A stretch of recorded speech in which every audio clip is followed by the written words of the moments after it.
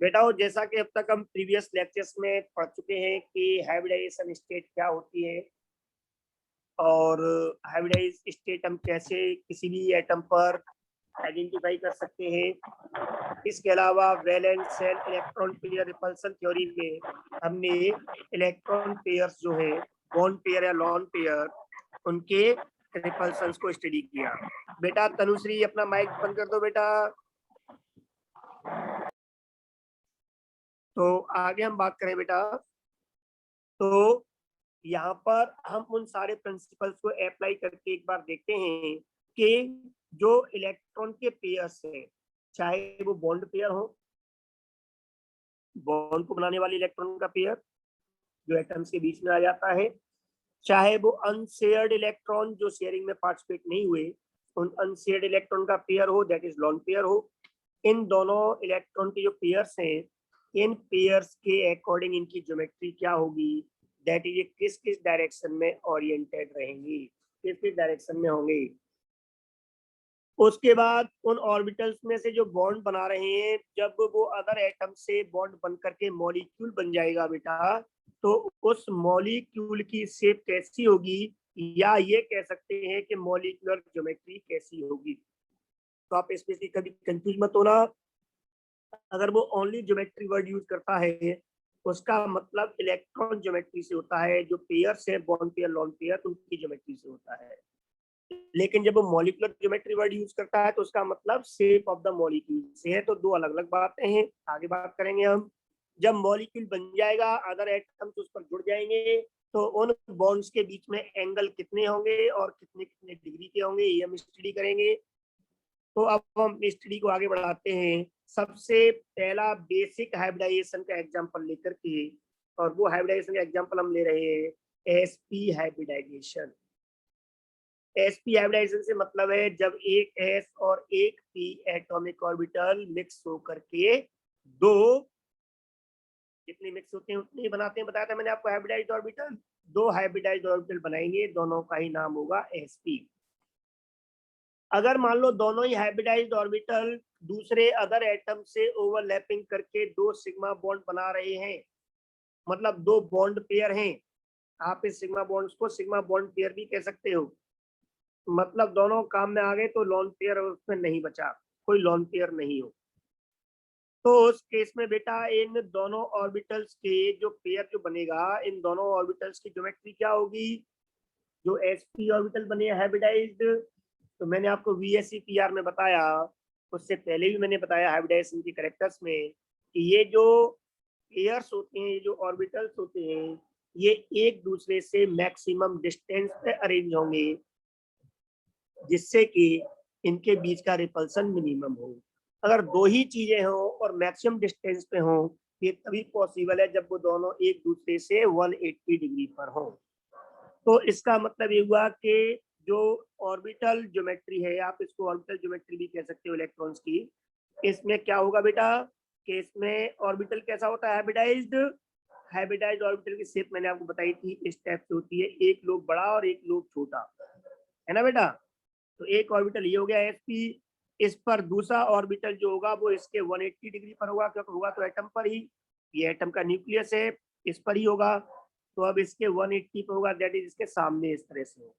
ये दो ऑर्बिटल हो गए, ये भी sp ऑर्बिटल है, ये भी sp ऑर्बिटल है। तो यहाँ पर इन ऑर्बिटल्स की जो ज्योमेट्री है, दैट इज इलेक्ट्रॉन की जो ज्योमेट्री है, वो कैसी है बेटा, 180 डिग्री पर आमने सामने, मतलब एक लाइन पर। किस पर है ये, एक लाइन पर है, इसलिए हम इसको बोलेंगे लीनियर। ज्योमेट्री का नाम क्या होगा बेटा,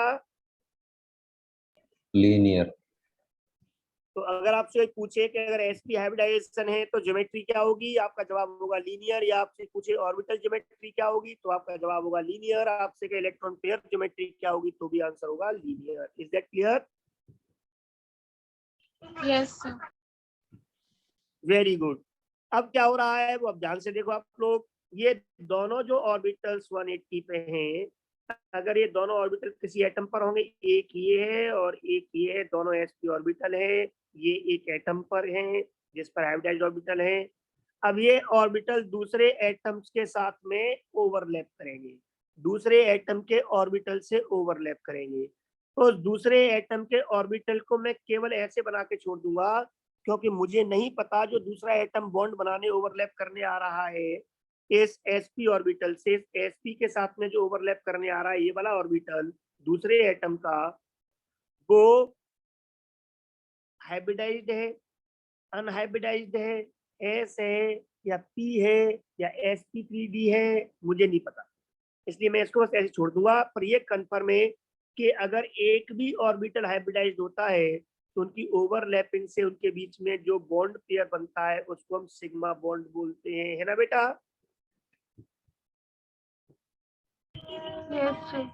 यस सर।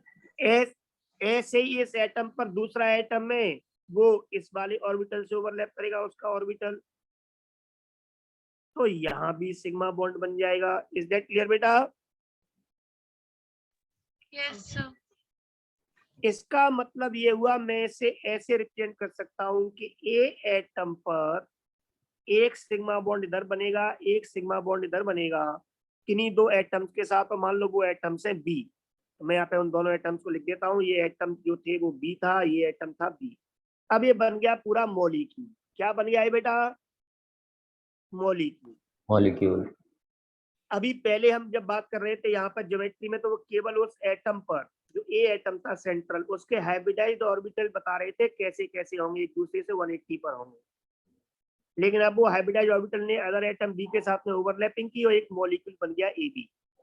इस मॉलिक्यूल ए बी में आप साफ देख रहे हो कि ये जो दोनों बॉन्ड बने हैं ए बी वाला इधर और ए बी वाला इधर, इन दोनों के बीच में जो एंगल होगा वो एक एंगल बनेगा 180 डिग्री का, चाहे आप ऊपर से नापो चाहे नीचे से नापो। इज दैट क्लियर बेटा? Yes sir. तो मेरे बेटा हो यहाँ पर बॉन्ड एंगल कितने होंगे कि एक बॉन्ड होगा बस, और कितने का होगा?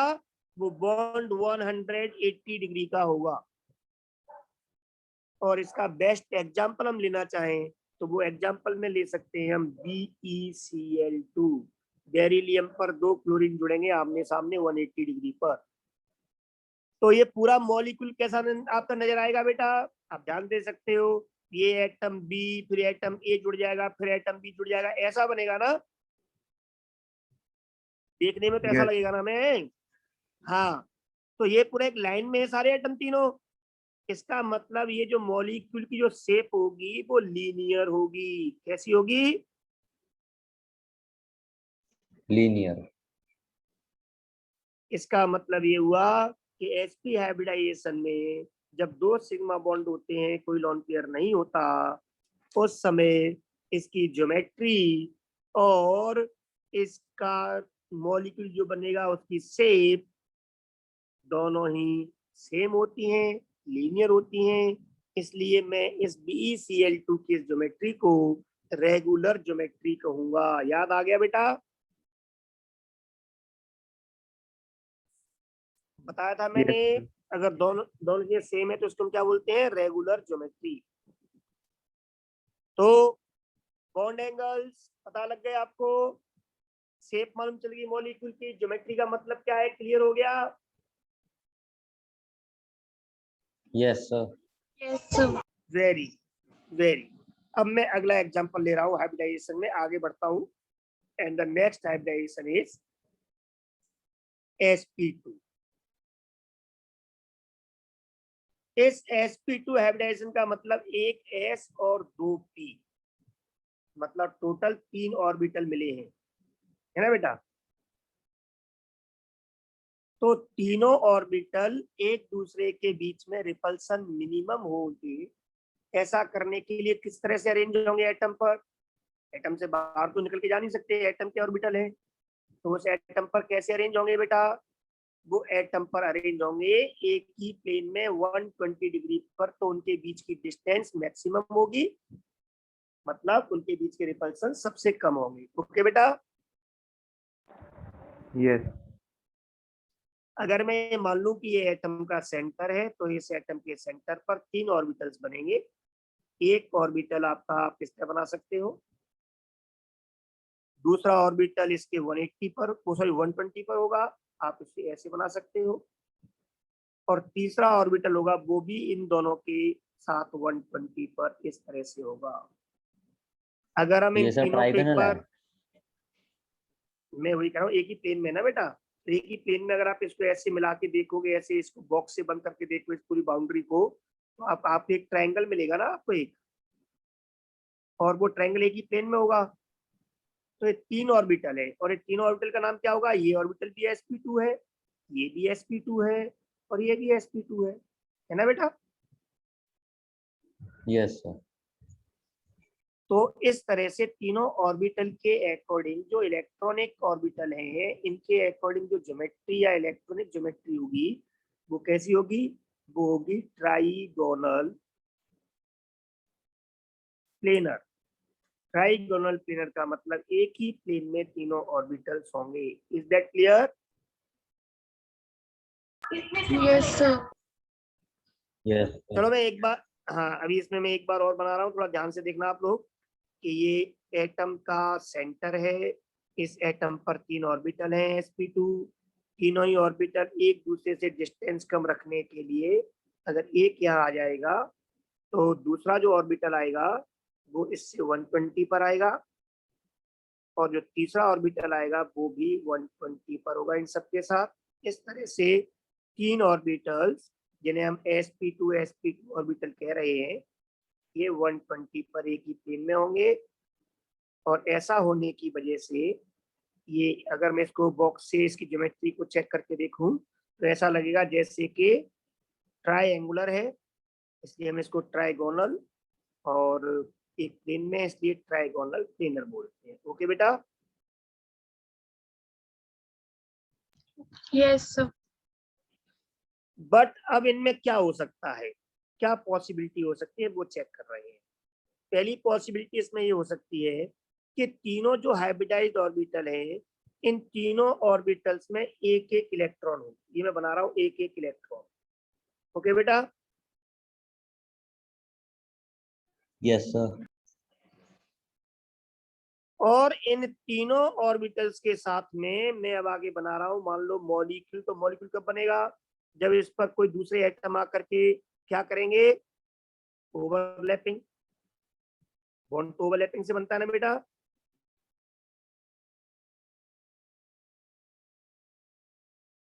बोलो। Yes Yes, sir. sir. अब ओवरलैपिंग जो कर रहे हैं, मुझे नहीं पता कि ये यहाँ पे एटम का कौन सा ऑर्बिटल जो आ रहा है, ये आने वाले एटम का ऑर्बिटल जो रेड से बना रहा हूँ मैं, ये ओवरलैपिंग होंगी तीनों हाइब्रिडाइज्ड ऑर्बिटल जब ओवरलैपिंग करेंगे बेटा, तो यहाँ पर तीनों बॉन्ड बनेंगे, वो तीनों सिग्मा बॉन्ड होंगे, क्योंकि हाइब्रिडाइज्ड ऑर्बिटल की ओवरलैपिंग से सिग्मा बॉन्ड बनता है। ओवरलैपिंग क्यों हो रही है? क्योंकि इनमें एक एक इलेक्ट्रॉन है, ये आराम से ओवरलैप कर सकता है। ओवरलैपिंग के लिए बताया था मैंने, हाफ फील्ड चाहिए कोवलेंट बॉन्ड में, हाफ फील्ड एटॉमिक ऑर्बिटल। अब वो एटॉमिक ऑर्बिटल हाइब्रिडाइज्ड है तो क्या हुआ है, तो एटॉमिक ऑर्बिटल, तो वो हाफ फील्ड होगा तभी ओवरलैपिंग करेगा। तो 3 बॉन्ड बन जाएंगे बेटा। Yes sir. लेकिन ऐसा भी तो हो सकता है कि ये जो 3 हाइब्रिडाइज्ड ऑर्बिटल बने हैं sp2, इनमें से एक पर 2 इलेक्ट्रॉन हो और 2 में एक एक इलेक्ट्रॉन हो। तो अगर बेटा जी जिनमें एक एक इलेक्ट्रॉन है वो तो ओवरलैपिंग कर लेंगे, लेकिन जिसमें 2 इलेक्ट्रॉन है वो ओवरलैपिंग नहीं करेगा, क्योंकि ओवरलैपिंग के लिए हाफ फील्ड चाहिए। मैंने कंडीशंस लिखवाई आपको।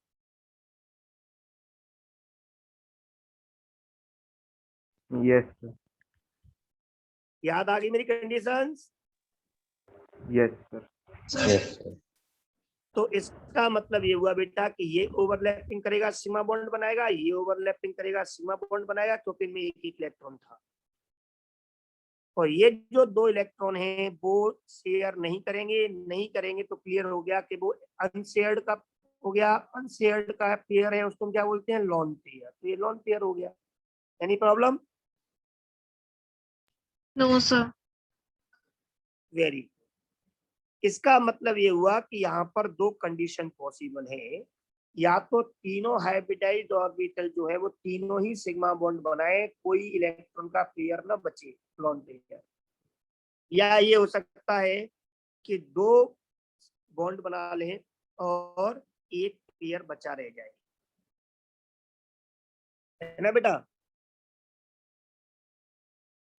Yes, sir. वेरी। तो अब यहाँ पर हमें आगे स्टडी करनी है। तो अभी हमने ज्योमेट्री तो आपने देख ली, क्या है बेटा geometry? Trigonal planar, trigonal planar, orbitals की वो तो सेम रहेगी क्योंकि वो तो ऑर्बिटल की देख रहे हैं। लेकिन जब मॉलिक्यूल की आप बात करोगे तो आपको एकदम पिक्चर क्लियर हो जाएगी कि यहाँ पे जो मॉलिक्यूल बना, इस ए पर 2 एटम जुड़े हैं, बाहर से 3 एटम, 3 सिग्मा बॉन्ड है, और ये जो ए है इस पर जुड़े हैं केवल ये 2, और एक तरफ क्या बचा है? 2 इलेक्ट्रॉन, मतलब लॉन पेयर। कैसे दिखा सकते हैं? 2 डॉट। बात समझ में आ गई बेटा? इधर क्या है? ये इलेक्ट्रॉन का पेयर है, इधर तो ये तो इलेक्ट्रॉन क्लाउड है। बात समझ में आ गई बेटा? Yes, sir. Yes, sir. तो ये तो इलेक्ट्रॉन पेयर बचा है, ये सिर्फ 2 बॉन्ड बनेंगे। किससे? बाहर की और अदर एटम से। मान लो ये एटम है बी बी बी, ये जुड़ गए बी और बी। मेरे बेटा अब आपको यहाँ पे क्लियर हो गया, बहुत अच्छे से क्लियर हो गया आपको। और क्या क्लियर हो गया? वो ये क्लियर हो गया कि अगर मैं इस मॉलिक्यूल को एक बाउंड्री से बंद करूं तो ये मॉलिक्यूल है, उसमें भी ये चारों एटम एक ही प्लेन में होंगे। किस में होंगे? चारों एटम एक ही प्लेन में होंगे और एक ट्रायंगल शेप में होंगे। इसका मतलब यहाँ ये जो मॉलिक्यूल है, इसकी शेप जो बनेगी, जिसको हम मॉलिक्यूलर ज्योमेट्री भी कह सकते हैं, वो भी ट्रायगोनल प्लेनर बनेगी। ओके बेटा, मैं शॉर्ट में लिख दिया है। तो आपने क्या देखा कि ज्योमेट्री ऑफ मॉलिक्यूल और geometry of electronic orbitals, that is geometry and shape, एक ही बात है, सेम आ रही है। बोलो बेटा। Yes, sir. तो इसको हम बोलेंगे रेगुलर ज्योमेट्री। क्या बोलेंगे? Regular geometry. और इस रेगुलर ज्योमेट्री में 1 2 3 बॉन्ड बनेंगे। कितने बॉन्ड बनेंगे? 3। और तीनों ही बॉन्ड 120 डिग्री ईच होगा।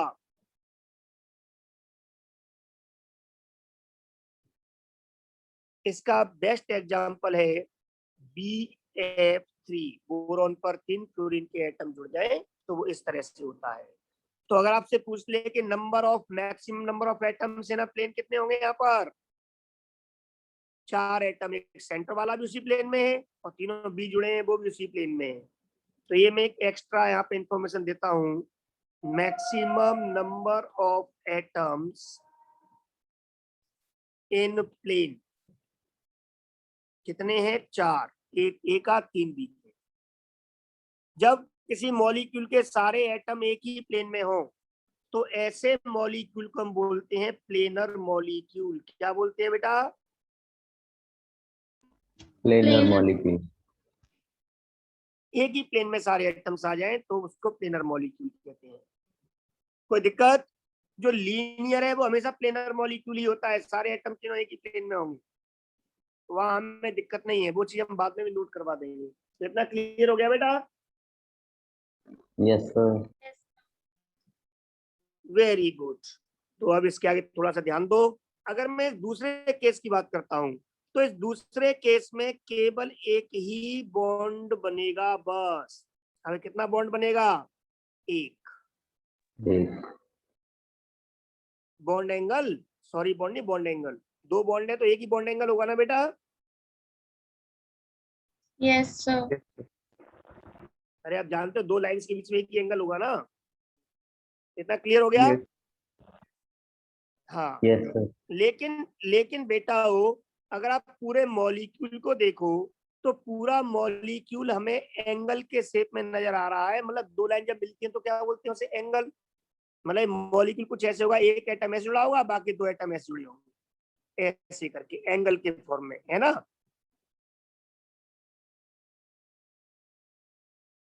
अरे बोलो Yes, भाई। sir. Yes, sir. Very good. लेकिन क्वेश्चन ये है कि मैं इसको अब नाम दूंगा, इस मॉलिक्यूलर शेप, मॉलिक्यूल की शेप या मॉलिक्यूलर ज्योमेट्री को एंगुलर। क्या शेप दूंगा इसको, मैं नाम क्या दूंगा इसकी शेप को? एंगुलर। एंगुलर। इस एंगुलर को हम एक और नाम दे सकते हैं, या बेंट।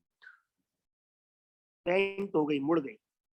या हम इसको एक और नाम दे सकते हैं, या वी शेप। कैसी शेप? V shape. तो इसके 3 नाम है। और आपने देख लिया कि ये तीनों जो शेप हमने कोई भी नाम दे, या एंगुलर कहें या बेंट कहें या वी शेप कहें, ये ज्योमेट्री से मैच नहीं कर रही है। जो इलेक्ट्रॉनिक ज्योमेट्री है, जिसे ओनली ज्योमेट्री कहते हैं, वो ट्रायगोनल प्लेनर है। जबकि मॉलिक्यूल की ज्योमेट्री, दैट इज जो शेप ऑफ मॉलिक्यूल है, वो एंगुलर या बेंट है, मतलब वी शेप है। अलग अलग है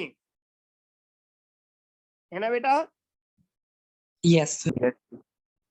और अलग होती है तो इसे हम क्या बोलते हैं? एंगुलर, वो सॉरी, इर्रेगुलर ज्योमेट्री। क्या बोलते हैं? Irregular geometry. तो इतनी पिक्चर क्लियर हो गई? Yes, sir.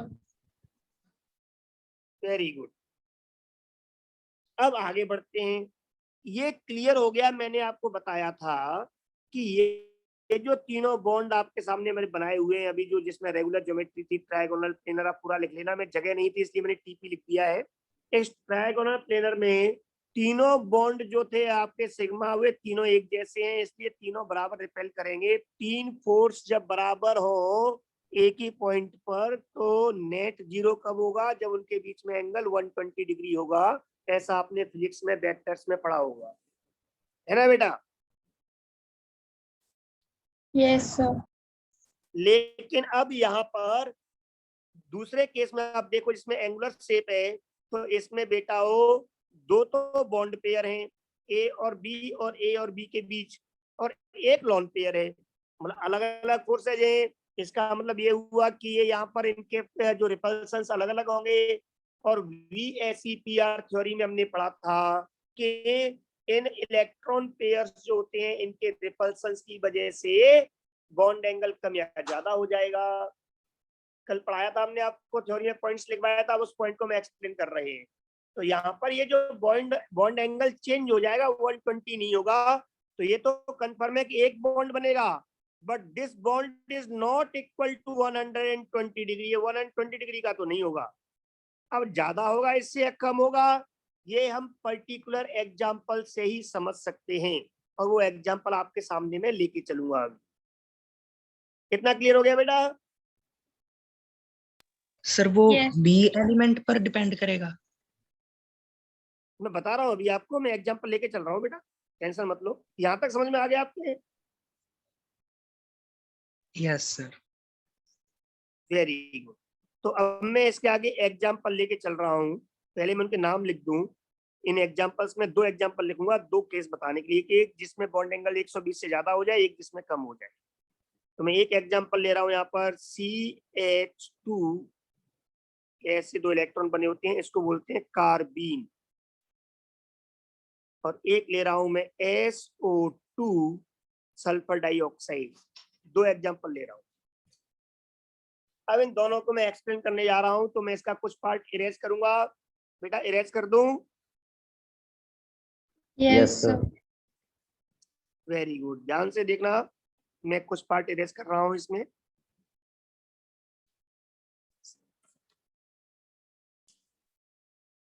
अब ये मैं इसके ऊपर, ये तो कहानी खत्म हो गई। अब इसके आगे जो रेगुलर ज्योमेट्री वाली है, तो मैं इसको हटा देता हूँ। और मैं ये इसी केस की अब स्टडी करूंगा आगे। तो आप थोड़ा सा ध्यान रखें कि मैं यहाँ पे जो एग्जांपल ले रहा हूँ, इसमें बेटा जी ये वही sp2 हाइब्रिडाइजेशन के एग्जांपल लेके चल रहा हूँ मैं, तो आप इसको sp2 में ही लिखना। और sp2 में भी मैं केवल किसके एग्जांपल लेके चल रहा हूँ? जिसमें 2 सिग्मा बॉन्ड हो और एक लॉन पेयर हो। ओके बेटा, इसमें मैंने सब रब कर दिया, इसमें सारा इरेज कर दिया है। केवल क्या है इसमें रखा है मैंने? इसमें मैंने केवल 2 ही चीज रखी हैं। अब मैं इसकी स्टडी आगे कर रहा हूँ। अब ध्यान देना बेटा, मैं सबसे पहले यहाँ पे एग्जांपल CH2 का, मेरे पास जगह नहीं है इसलिए आप लोग अपनी कॉपी में आगे लिखना। मैं पहले एग्जांपल ले रहा हूँ CH2 का, कार्बीन का। अगर मैं कार्बन का एग्जांपल लूं तो इसमें क्लियर हो गया कि जो कार्बन है, इस कार्बन पर एक लोन पेयर है, ये आपको दिख रहा है 2 इलेक्ट्रॉन, और इस पर 2 H बने हुए हैं। क्या बने हैं बेटा? 2 H हाइड्रोजन। यही है ना बेटा CH2? दिख गया? Yes, sir. Yes, sir. तो बेटा CH2 के एग्जाम्पल में अगर आप ध्यान से देखो तो यहाँ पर ये 2 के बीच में एक बॉन्ड पेयर होगा, शेयरिंग से बनता है, आपको पता है। ये भी एक बॉन्ड पेयर होगा, ये लॉन पेयर है, ये बॉन्ड पेयर है, ये भी बॉन्ड पेयर है। मैंने आपको VSEPR में लिखवाया हुआ है कि लॉन पेयर और बॉन्ड पेयर के बीच का रिपल्सन, लॉन पेयर और बॉन्ड पेयर के बीच का रिपल्सन ज्यादा होता है बॉन्ड पेयर और बॉन्ड पेयर से। बोलो, बताया है कि नहीं, लिखवाया है आपको? Yes, sir. Yes, Yes. sir. तो इससे क्लियर हो गया बेटा कि इन दोनों का जितना रिपल्सन होगा उससे ये रिपल्सन ज्यादा होगा। जब ये ज्यादा होगा लॉन पेयर बॉन्ड पेयर का, तो ये दोनों बॉन्ड्स को पास पास धकेल देगा बेटा।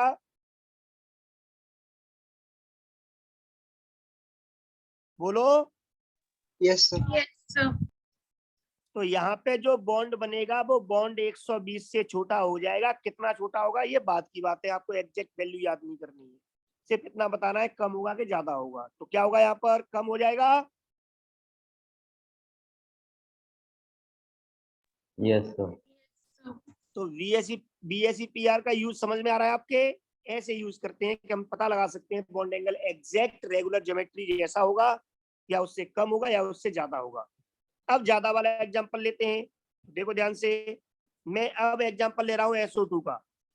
अब SO2 में बेटा सल्फर के आउटर मोस्ट में कितने इलेक्ट्रॉन होते हैं? अरे भले लोगों, कितने इलेक्ट्रॉन होते हैं सल्फर के आउटर मोस्ट में?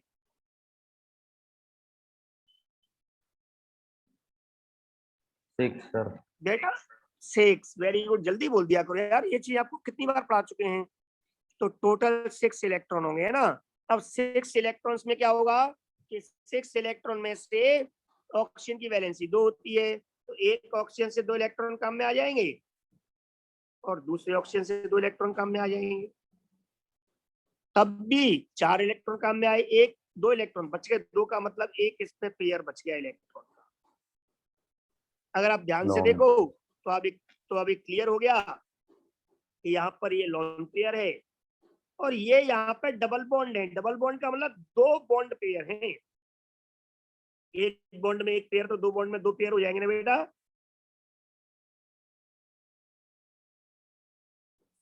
बोलो। Yes, sir. Yes. yes, very good. तो इस केस में मैंने आपको बताया है कि जब 2 बॉन्ड पेयर हो, मतलब डबल बॉन्ड हो, तो उस समय बॉन्ड पेयर का रिपल्सन जो होता है वो ज्यादा होता है। बताया था मैंने आपको, डबल बॉन्ड और डबल बॉन्ड का रिपल्सन सबसे ज्यादा बताया था बेटा। Yes, sir. Yes, yes, sir. sir. इसका मतलब ये हुआ कि ये रिपल्सन ज्यादा होगा तो एक दूसरे को धकेलेगा तो एटम्स दूर दूर जाएंगे। तो ऐसा क्यों हो रहा है? क्योंकि ये जो रिपल्सन है ये कम पड़ गया, ये कमजोर पड़ गया। दोनों एटम्स दूर दूर जाएंगे तो इनके बीच का बॉन्ड एंगल क्या होगा बेटा? बढ़ जाएगा। More than 120. तो बॉन्ड एंगल में एक बॉन्ड बनेगा बट मोर देन 120 डिग्री होगा। क्लियर हो गया? Yes, sir. 2 एटम के बीच बना हुआ पहला बॉन्ड हमेशा सिग्मा होता है, तो इसमें एक सिग्मा है, इसमें एक सिग्मा है, एक लॉन पेयर है, तो यही कंडीशन बनेगी 2 सिग्मा 1 लॉन पेयर की। बाकी बॉन्ड जो होते हैं एक बॉन्ड के बाद वो पाई होते हैं, तो पता है आपको।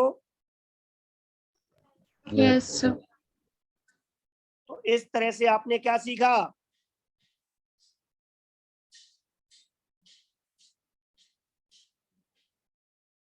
कि अगर लॉन पेयर आता है तो ज्योमेट्री इरेगुलर हो जाती है, नंबर ऑफ बॉन्ड भी कम हो जाएंगे और जो बॉन्ड एंगल होंगे वो रेगुलर ज्योमेट्री के बराबर नहीं होंगे, उससे ज्यादा भी हो सकते हैं, उससे कम भी हो सकते हैं। इज दैट क्लियर बेटा? Yes, sir. Yes, sir. Very good. लेकिन इसमें भी सारे एटम एंगुलर भले ही हैं, पर सारे तीनों एटम्स क्या होंगे? एक ही प्लेन में होंगे, तो इसे हम क्या बोलेंगे? Planar molecule. तो अब इस टेबल को हम आगे बढ़ाए, आपको सेम लिंक पे वापस आना है। अब हम आगे और हाइब्रिडाइजेशन है, इसके आगे sp3 sp3d उन सब की स्टडी करेंगे, लेकिन उस स्टडी को आगे बढ़ाने से पहले ये एक छोटी सी डेफिनेशन आपको और लिखवा देता हूँ। इस टेबल को कंटिन्यू करना है बेटा अभी, ठीक है ना, और आगे पढ़ेंगे, लेकिन अभी पहले इसमें हम एक डेफिनेशन लिख लें छोटी सी, जो बताई आपको मैंने। एक बार देखो, हम मॉलिक्यूल्स को दो नाम दे सकते हैं।